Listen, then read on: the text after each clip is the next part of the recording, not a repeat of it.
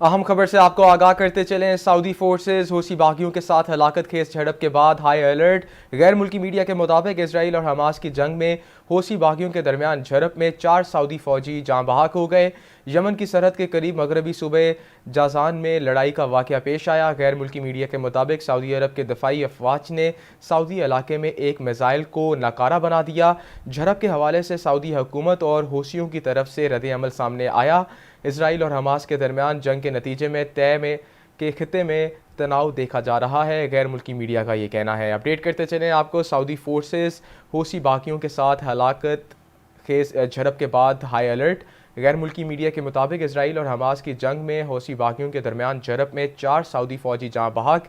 Yemen की सरहद के करीब मगरबी सूबे जजान में लड़ाई का वाक़या पेश आया, जबकि सऊदी अरब के दफाई अफवाज ने सऊदी इलाके में एक मिसाइल को नाकारा बना दिया।